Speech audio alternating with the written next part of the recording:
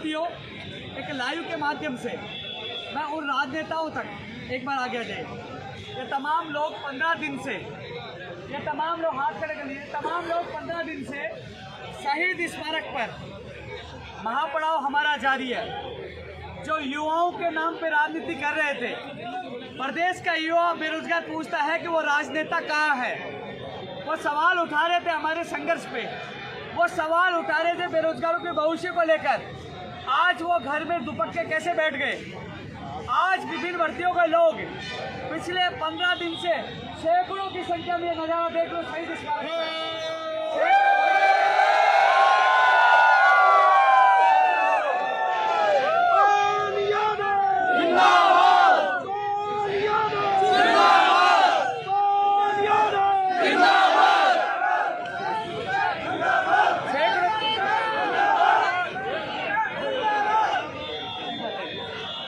की संख्या में आप बैठे हुए हैं। साथियों, जब प्रदेश का बेरोजगार जब दुखी होता है, जब पेपर लीक का मामला सामने आता है, जब भर्तियां नहीं आती है, जब लंबित भर्तियां होती है, तो सारे राजनेता घर पे चुपक के बैठ जाते हैं। पशु चिकित्सक भर्ती 2019 200 पदों पर लंबित है, कोई भी आवाज नहीं उठा रहा इनकी भर्ती क्यों पूरी नहीं हो पा रही। विशेष शिक्षक इंतजार कर रहे हैं, उनकी भर्ती आए, कोई आवाज नहीं उठा रहा। पीटीआई भर्ती का अभ्यर्थी कह रहे हैं कि हमारी भर्ती निकाली जाए, कोई आवाज नहीं उठा रहा।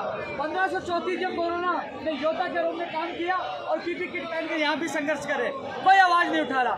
स्कूल जाके 682 पदों के लिए मांग करे जोड़ने की, कोई आवाज नहीं उठा रहा। शिक्षक भर्ती 2012 हो, पंचायत राज चयन हो, चाहे वो शिक्षा विभाग में फर्स्ट ईयर सेकंड ईयर भर्ती निकालने की मांग हो, चाहे वो चिकित्सा विभाग में, चाहे रेडियोग्राफर, लैब टेक्नीशियन, नर्सिंग भर्ती, ओटी टेक्नीशियन, दंत चिकित्सक, नई भर्तियां निकालने की मांग हो, बाहरी राज्यों में कोटा समाप्त करने की मांग हो, और जो भर्तियों में जो कांड सामने आए, अभी भजनलाल गिरफ्तार नहीं हुआ है, बत्तीलाल गिरफ्तार हुआ है, लेकिन भजनलाल बाहर है। एसआई का पेपर बीकानेर से पाली आया, 12 लोग गिरफ्तार हुए, आज तक ये पता नहीं चला पेपर कहाँ गया है।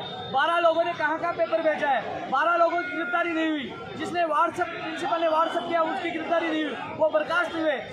स्कूल परीक्षा केंद्र के खिलाफ कोई कार्रवाई नहीं हुई। मैं बोल देता हूँ, वही जो लीड को लेकर न भजनलाल पकड़ा गया है, बत्तीलाल के बाद वो कड़ियाँ नहीं जुड़ी है, पेपर कहाँ गया है, किस राजनेता का हाथ है, वो सारे गिरफ्तार होने चाहिए। और जो अध्यादेश की घोषणा की गई है, वो अध्यादेश तुरंत आना चाहिए।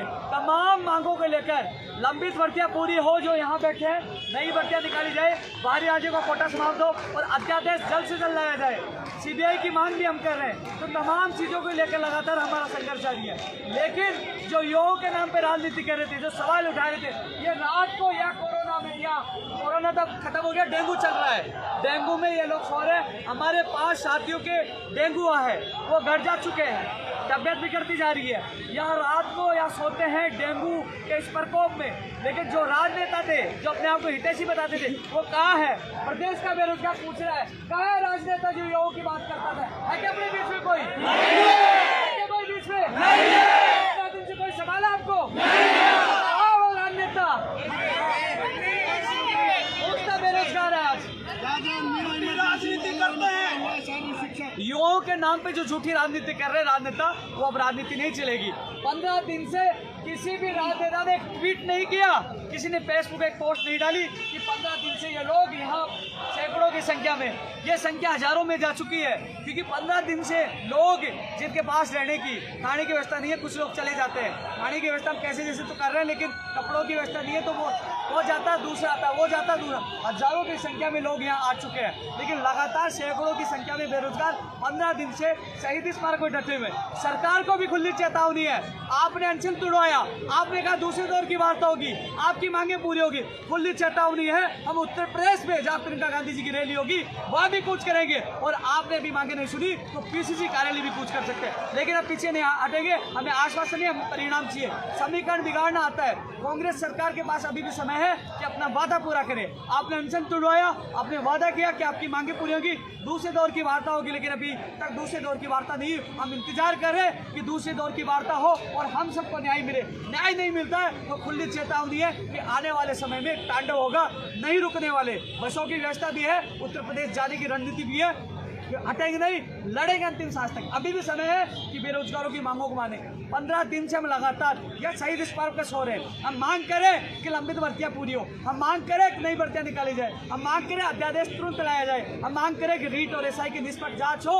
बजरलाल सहित जो तमाम उस कड़ी से जुड़े हैं, चाहे राजनेता हो, उसका भी खुलासा होना चाहिए। हम मांग करें सीबीआई से उन भर्तियों की जांच हो। हम मांग कर रहे हैं कि जो लोग जो लगातार जिनके मुकदमे दर्ज कर दिए, नेगीराम जैसे लोगों को मुकदमे वापस हो, जो कोर्ट में लंबित भर्तियां हैं, चाहे रीढ़ शिक्षक भर्ती 2018 हो, चाहे वो पशु चिकित्सक हो, चाहे स्कूल जाके तो जो कोर्ट में जो भर्तियां हैं उनका निस्तारण सरकार प्राथमिकता के साथ करवाए। हम मांग करें कि आप न्यायालय में सुनवाई है, एडवोकेट जनरल साहब मजबूती से पैरवी करे, रीढ़ 2018 के अभ्यर्थियों को खुशियां दे।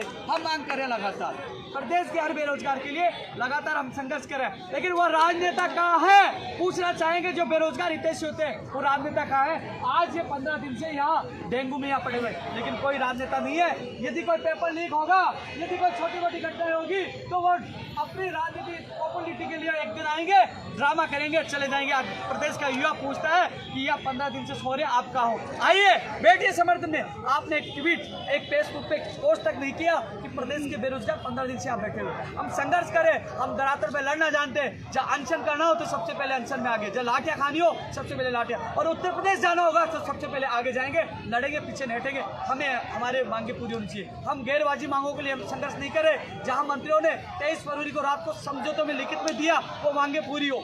तमाम भर्तियां जिनके लिए हम संघर्ष करें, अभी अनशन तोड़ा तब मुख्य सचेतक ने कहा कि आपकी मीटिंग में आपकी समस्या को हल किया जाएगा, लेकिन अभी भी जो की त्यों स्थिति बनी है। हम न हारने वाले न पीछे हटने वाले, अंतिम क्षण तक संघर्ष करेंगे। हमें परिणाम चाहिए, आश्वासन नहीं चाहिए।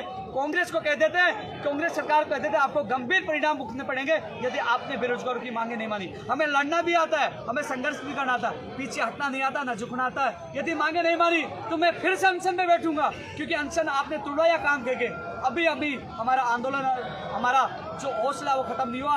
अंतिम क्षण तक लड़ेंगे और ये कह दे जो कहा वो किया है। पहले भी चेतावनी दी थी कि उत्तर प्रदेश जाएंगे और प्रियंका गांधी जी से मिलेंगे, मिलकर दिखाए दो।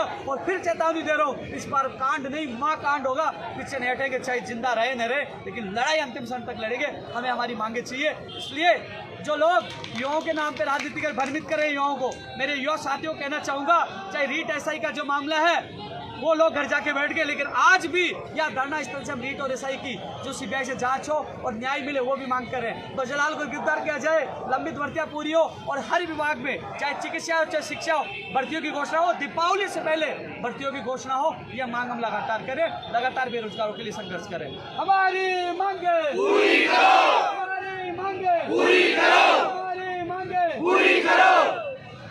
लगातार युवाओं के आप देख सकते हो भैया, न किराए के हैं न किसी राजनेता के हैं, ये पीड़ित बेरोजगार है, दुखी बेरोजगार है, शुद्ध बेरोजगार है, किसी राजनीतिक नेता के चमचे नहीं है। ये भर्तियों से पीड़ित बेरोजगार है जो अपना अधिकार, अपनी मांगे मनवाने के लिए आए हैं, अपने लिए आए हैं।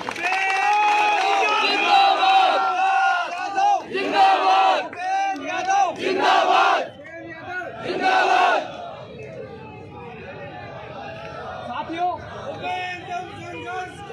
हम तुम्हारे साथ हैं, तुम संघर्ष करो, हम तुम्हारे साथ हैं। साथियों, ये लड़ाई रुकी नहीं है।